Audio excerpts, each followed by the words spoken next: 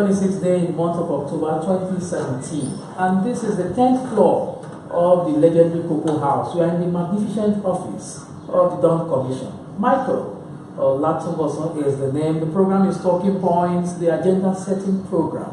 And we are here in the agenda setting office of Dawn Commission, Development Agenda for Western Nigeria. Wow, it's good to be out of the studio again. It feels good, it tickles you sometimes to go out of the studios and feel what is all out there.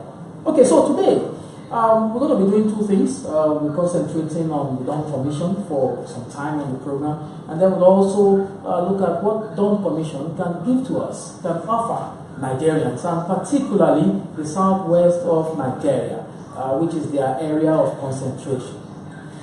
I don't know about the Dawn Commission. The Dawn Commission was set up by the governments of the southwestern states of Nigeria as the institutional and program management body to midwife their regional integration agenda.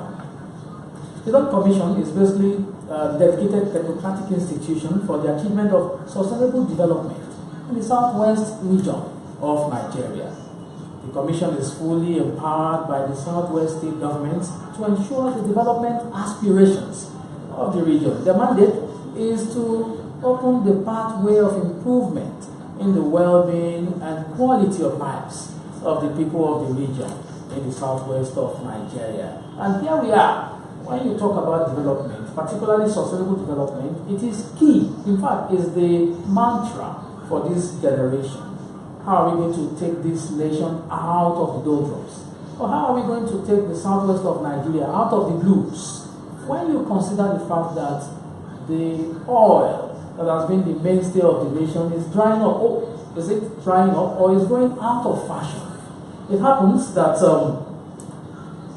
many nations, particularly in Western Europe, are beginning to think about life outside oil. As a matter of fact, a lot of them are banning petrol vehicles, they're banning diesel vehicles, and they're producing all sorts of vehicles that use what we call clean energy.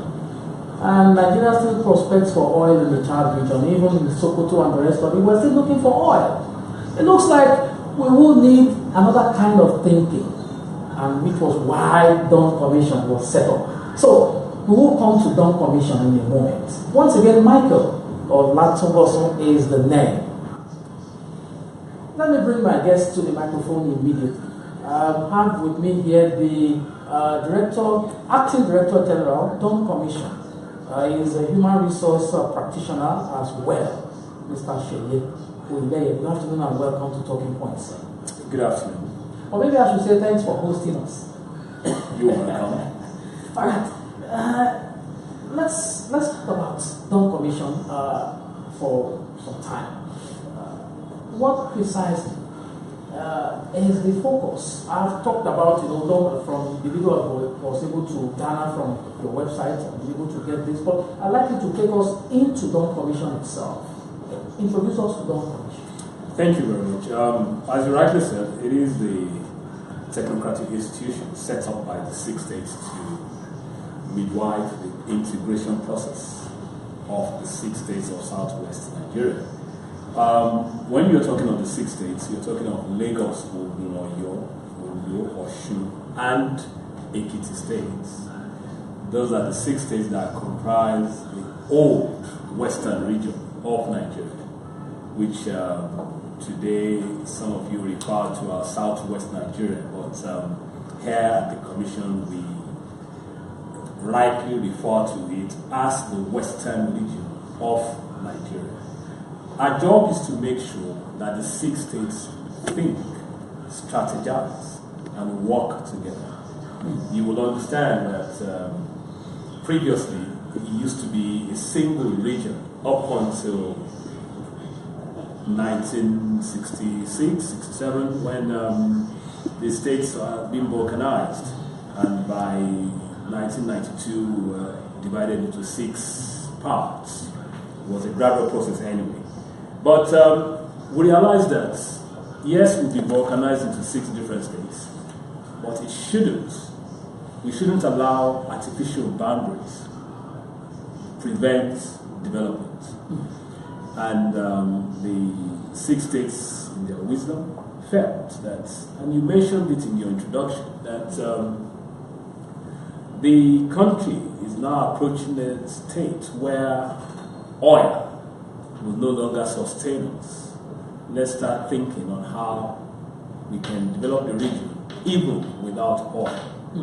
And that was what brought some eggheads together, even prior to 2013 when Don took off.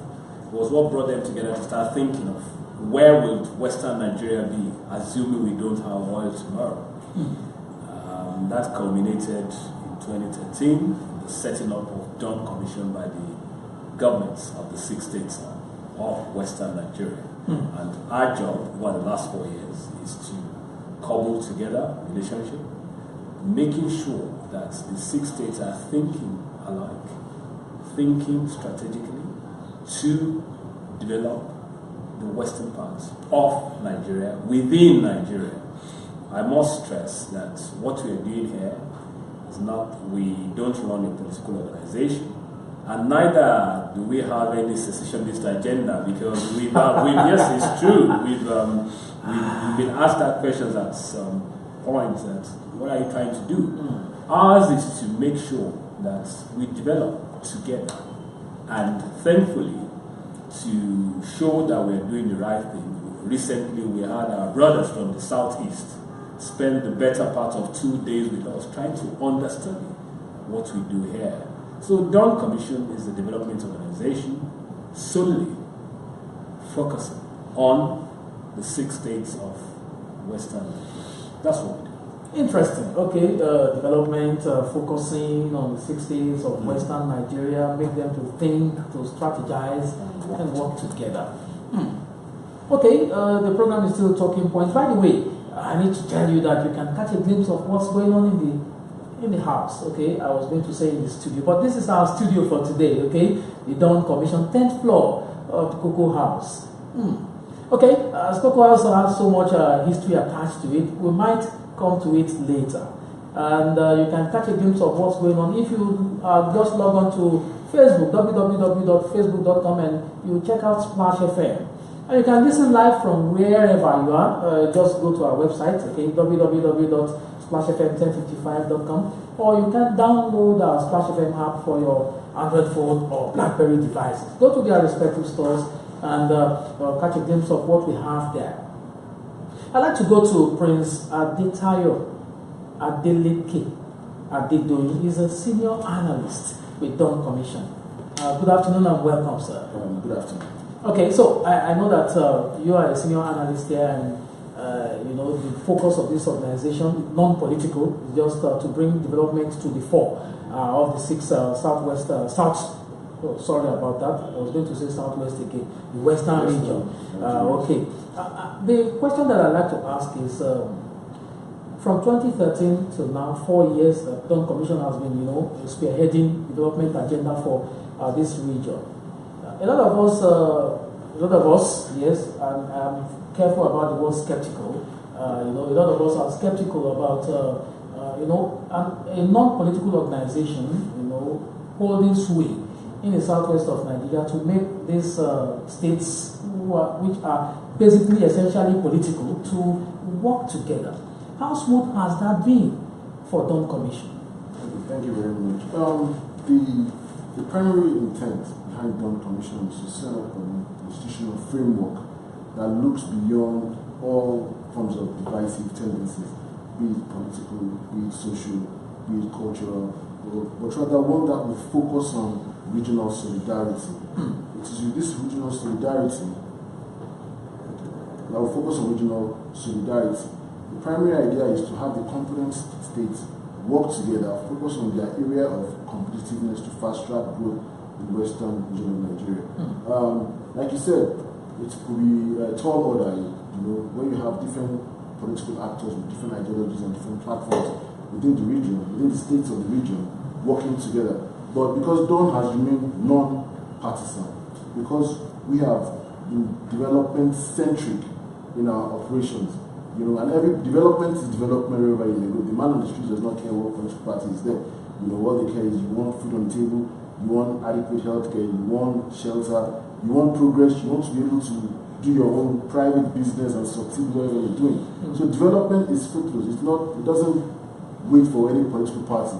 So Don has been able to reinforce its activities on this point. We have remained non-partisan, and the executives of the governments of the states of Western Nigeria have also recognized the fact that they're non-partisan. If you look at the plethora of organizations that we deal with, we have partnerships with many international development organizations like the World Bank, the DFID, JICA, the countless social cultural organizations within the region as well, who we work with as well, and this is just to reinforce that Dawn is like a one-stop shop for the development of the region, which will hopefully translate into a template for development of other parts of Nigeria as a whole. All right, the program is Talking Points. We'll take a break, a commercial break. When we come back after this break, I want to jump out of Dawn Commission for a couple of minutes. This is the 10th floor, okay?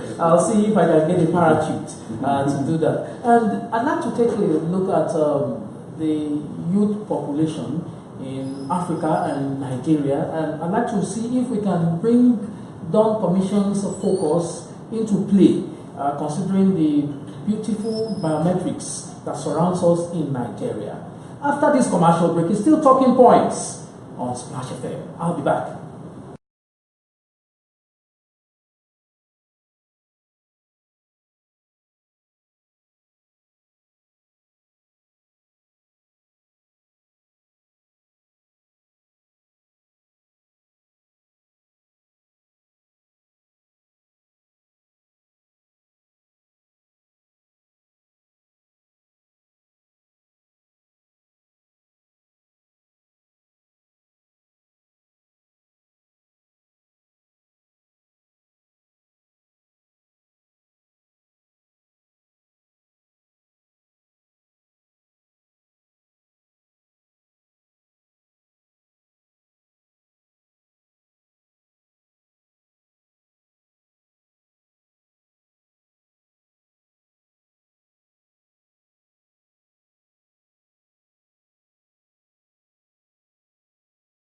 Still here is the 10th floor of Cocoa House, the Dawn Commission, the magnificent office of the Dawn Commission. That's where we are, and the program is live on Facebook, in case you'd like to check out what's happening.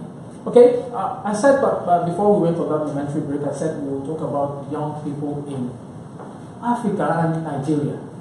I saw a document prepared by the Mo Ibrahim Foundation, I think the 2012 document, and it says that I think the document is titled African Young People Fulfilling Potential and all that. And it talks about, it said that by 2050, the young people, the labor force or the potential labor force in Africa will be 3 times bigger than China's population and all that. We started out by talking about oil drying in a few years, and we talked about countries taking their attention away from oil.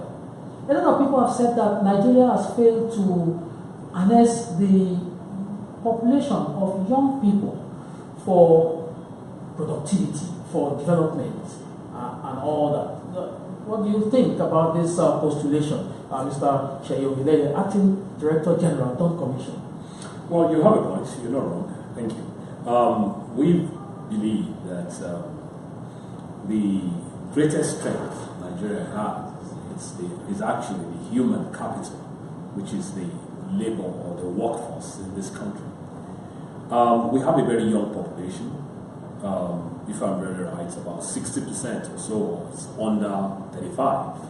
And unfortunately, I think that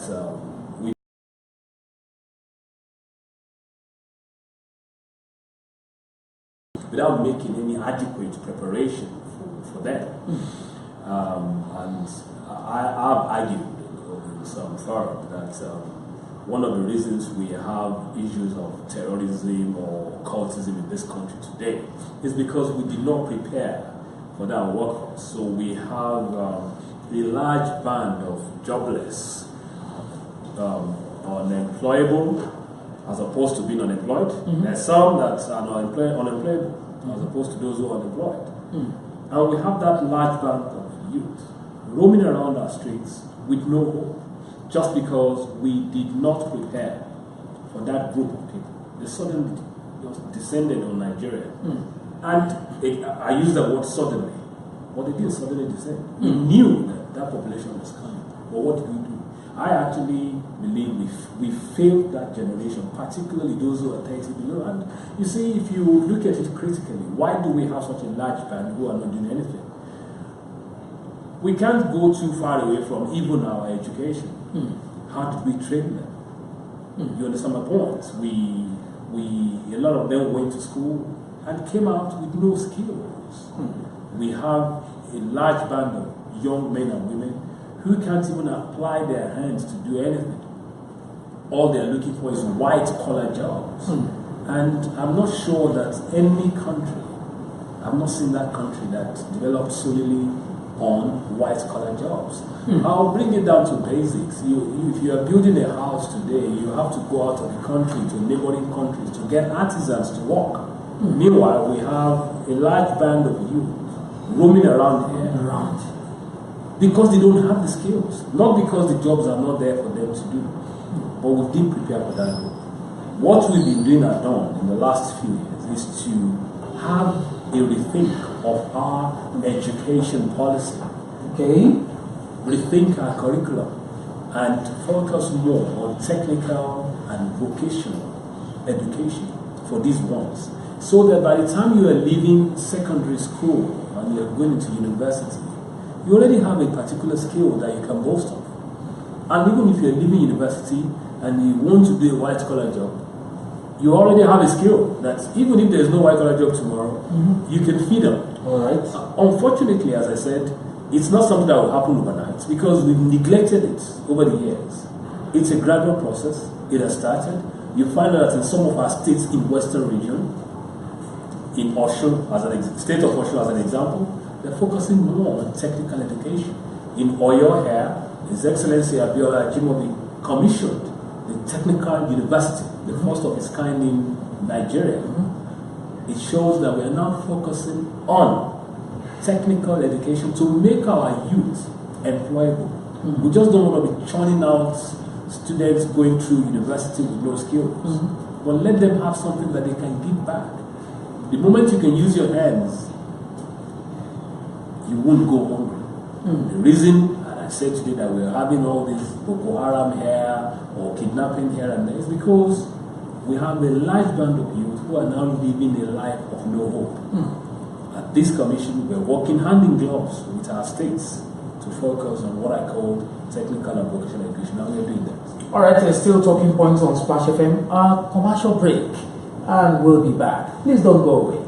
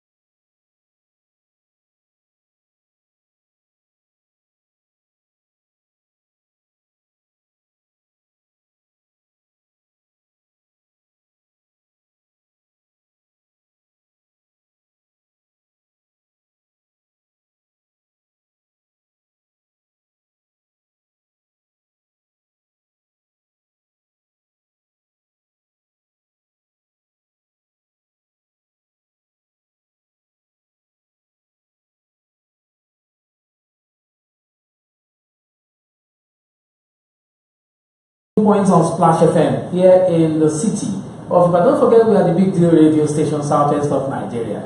If you are in doubt, you can ask around, okay? Just look around you and ask around.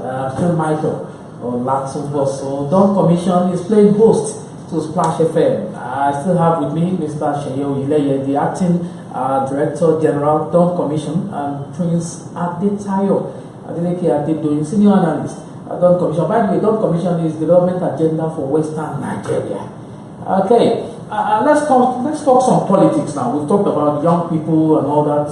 I'll still see if we can bring young people back into the picture. But I have an issue with the way politics has been run in this nation for quite some time. I like to go to politics. Recently, there has been some agitations across the land for.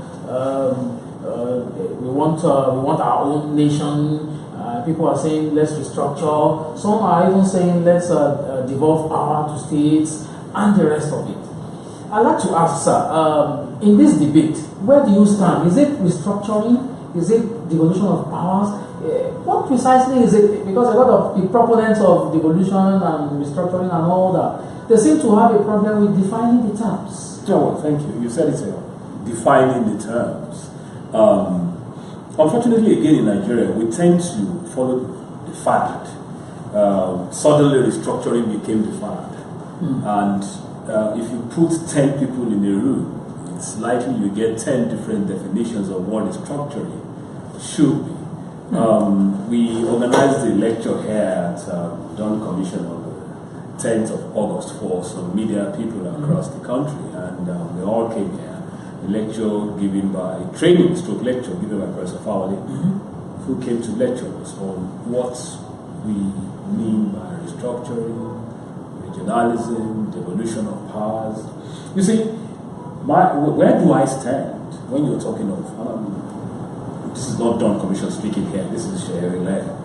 When you're talking of restructuring the country and devolution of powers, you're talking of two sides, practically, of the same coin. Okay. In my opinion. You see, I'll give you a simple example. If you look at what has happened recently between Catalonia and Spain, it started with devolution of powers. They devolved some powers to Catalonia. After devolution, they went to the next stage, calling for restructuring. Unfortunately, their own restructuring is they wanted to remove themselves from the country called Spain. But you see, if you look at the Nigerian context, we can't have restructuring overnight. All right. I argue that let us first of all devolve more powers to the constituting states of this country. You said devolve power to the constituent states. You sound like you think that these governors are not going to be wearing the toga of emperors at the end of the day if they have so much power that they are asking for. That's a fallacy. Let's use state police as an example. Anytime we clamor that there should be state police, because what we are doing at the moment is not working. Having a single police force for 180 million people. So anytime we call for, let's have state police, the next question is, the governors will misuse that power. Why don't we buy that? Okay. At the moment, we have a single police force. Why is the president not misusing the power? So if the president, who is in Nigeria, is not misusing the power of the federal police, why then should the governor misuse the power? Or you're saying the governor is different from the president? They are both Nigerians. What we're going to have is we will have safeguards in place that will ensure that a governor, or as we have at the moment, a president does not misuse any power. It's a cop-out when you argue that because someone will do something wrong, we shouldn't do the right thing. The right thing we believe is, I'm just using that as an example, let's have state police. Okay, I'd like to introduce you to this article, an article by Segun Adeniyi, published under the title "A Nation on the Edge," which way Nigeria, in this day newspaper of 2nd October 2017, and it states, I'd like to quote it, as things stand in Nigeria today, accountability diminishes as you move from the center to the other units. states and local governments. For instance, no president in Nigeria can get away with half of what governors do, almost as of right in their states, where there are neither checks nor balances. The speakers of the state houses of assembly are more or less errand boys of the governors, and they serve and are removed at their pleasure. The logical result is that the promise of good governance embedded in the theory of decentralization that many Nigerians now clamor for will still be delivered in the breach if there is no change in the behavior of the political actors. So you see, when you say, I've been wondering, I like to, before I come to you, I will go to Prince. You see, I've been wondering, the National Assembly is there to check Mr. President. But it looks like the state houses of assembly are non-existent. And you're asking for devolution of powers. You give the governor more power. The governor pays the salary of the speaker and the other 28 or 32 members of the House of Assembly, and they can check him. And the question I'd like to ask you is, you're asking for devolution of power when you have not devolved power to the local governments. I thought we had a 3-tier federation. How do you marry that? Governors asking for more powers, but they are keeping the powers that they ought to release to the local governments. You think that we have a sane society to the extent that we devolve power and then everything will be fine? Prince? I think one of the main issues here we continue with we focus too much on the political actors rather than actually strengthening the institutions. There is no country that will grow if you focus only on the actors rather than the institutions. Restructuring, devolution, if you don't have the necessary institutions in place that would act as checks and balances, institutions that would strengthen the democratic dividends of the people themselves, institutions that will create enabling political cultures and enabling environment, then whether you devolve power, whether you restructure power, whether you stay at the center, it's still all the same. The article you just read now seems to be speaking in the sense that what we are clamoring for, if you go back to the states, that the governors still act as emperors. That is no fault of the governors. That is what they inherited from a constitution which every single Nigerian agrees that is faulty. Okay. Yes, the constitution itself is faulty. So we should look at ways to amend the constitution. We should look at ways. There are areas that we can focus on even beyond the constitution. The constitution recognizes the governors, recognizes the president, the states and the federal, the two-tier, states and federal. And then put the local government on the but it doesn't give the local government the same status as the states. So for you, it will be restructure or devolve power? I think both are children of the same mother. Okay. You cannot blink with one eye. You need two eyes to blink. If you restructure, the example of state police is given. If you restructure the police and say, okay, you can have state police, then that state police must even be devolved. Because if you go to Senate, if you go to other climes, for instance, you have the university policemen. You have those that are on the streets. You have those that police the stadium. You have those that police the parks. Everybody working within the realms of his own jurisdiction. If you have a structure like that, it will be very difficult for one person to say, I am going to control the whole police force. Because already there are checks and balances and everybody has their jurisdiction. That is how it is meant to be. It's more of devolving the powers to the states and the state decentralizing the police force. Okay, so the program is Talking Points and we're transmitting live from Cocoa House, the 10th floor, the office of Dawn Commission. When we return from this break, we'll try to tie everything together and still bring Dawn Commission into the matter when we come back.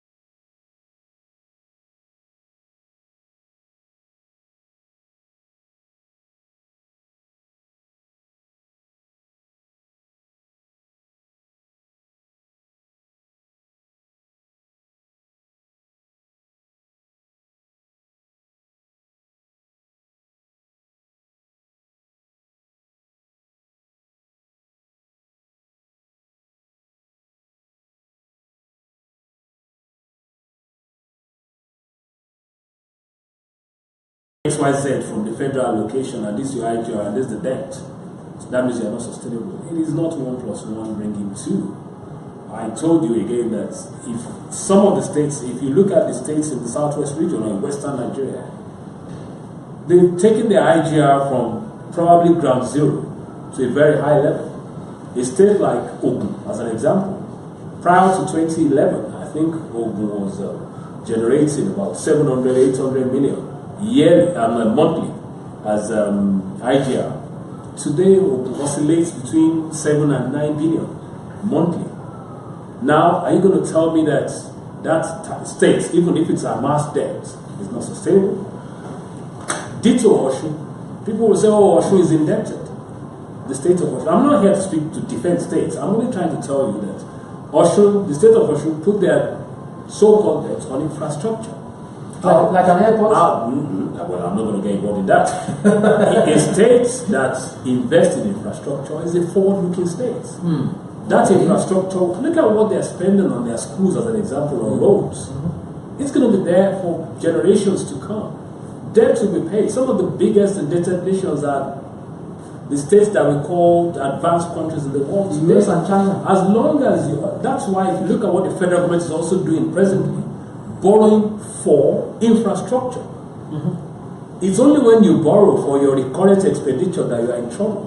I won't have a problem if my state goes out and borrows XYZ billion of dollars and invests it on rail that will move my agricultural produce to where I can sell it within hours as opposed to weeks.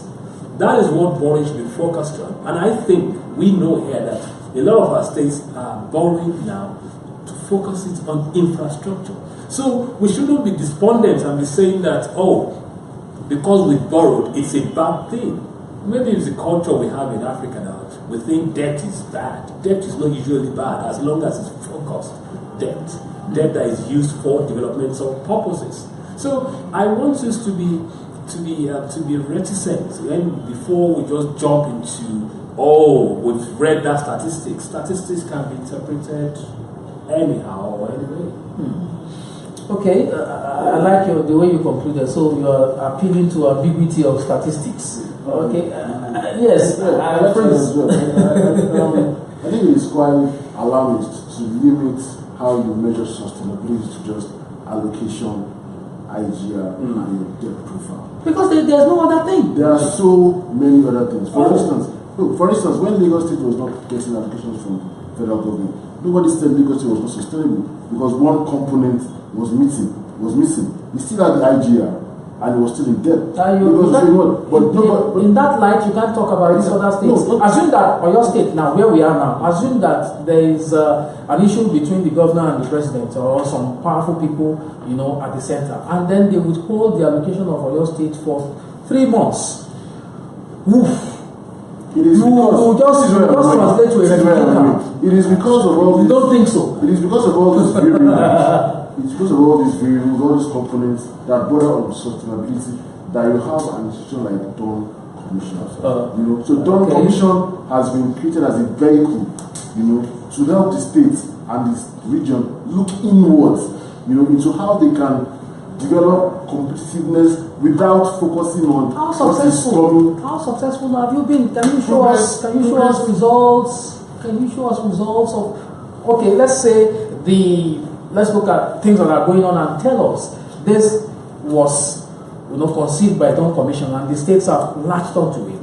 Tell us this is successful. Dawn Commission, brought it to bear. Let's talk about results.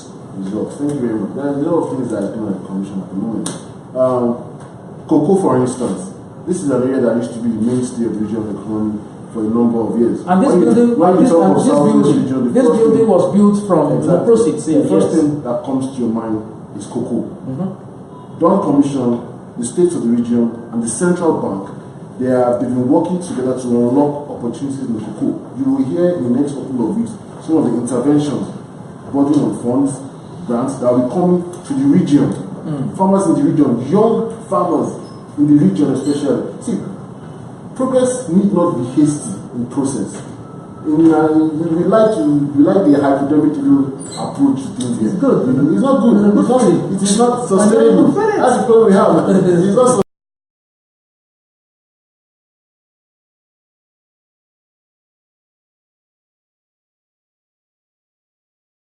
we are in competition with them. You know, Lagos is going to ask the off-takers to rice production in the region. They have the mills there. Those are areas we are working on. But you see, the thing is, all these things, structures have to be put in place to make them sustainable. You know, this is a strategic. When you talk about structure, let's break it down in clear terms. What do you mean by structures that need to be put in place? You don't want to just do things for the sake of doing. You have to do them very well so that it will even outlast the person who is doing them. You have to set up the critical institutions. You have to set up the critical infrastructures. You know, to make this progress live beyond, you know, the time of those who actually put it there. That's one of the reasons we have a lot of failed projects in the region, where somebody is building a school, another government comes in and it says, oh, because that person is not in my party, I'm going to leave the school. No. Okay, so let's wrap it up. I'd like to come to the acting director. Just when we started to talk, you want to wrap it up. It's not fair. All right. Okay, maybe some other time then. But let's quickly wrap this up now. Mr. Seye Oyeleye, acting DG Dawn Commission. I'd like you to look at the Western region and say by 2030, where do you envision that we will be by the virtue of what you do in this room, in this office? 2030 might look very long or far away. That's only 12, 13 years away. But we envision a region that will be the place of choice when you want to invest, the place of choice when you want to live, the place of choice when you want to work. You see, what we've done at the Commission is to make sure that our region is the enabling, our region is the environment where everyone comes to when they want to invest, when they want to think of settling down. Our region is the first choice that they're thinking of. That is what we've been facilitating over the last 4 years, making sure that we come up with holistic plans. You see, the challenge we have in Nigeria today is that we want fast food development. It doesn't work that way. It has been the bane of our development in this country over the years. Okay. We don't plan. We just want it now. But what we are doing here is to make sure that we have sustainable development within the 6 states. We're at the moment in the process of writing a 25-year master plan for this region, for 6 states, and we're working on that. That's what we are about here at Dawn Commission. We are not here to win elections. We are here to provide the steps for sustainable growth. Okay, we shall do this again. I'm very certain of that. We'll do this again. All right, I'd like to say thanks to you, gentlemen, for having us in your office. Prince Adetayo, Adeleke-Adedoyin, Senior Analyst, Dawn Commission. Thank you very much. Thank you. And Mr. Seye Oyeleye, Acting Director General, Dawn Commission. Thank you very much. Thank you very much, business. Okay, I'll go on a break now. Bangkok will be coming in a moment. But I'd like to ask you to join the discussion on Facebook. Don't forget, it's open day today. I have a post on SplashFM's fan page. It's another open day on the program today. What do you want to talk about? And meanwhile, there seems to be a resurgence of the call for President Muhammadu Buhari to reshuffle his cabinet in recent weeks. Where do you stand on this matter? Second half beckons. My name is Michael Olatunbosun. I'll see you there.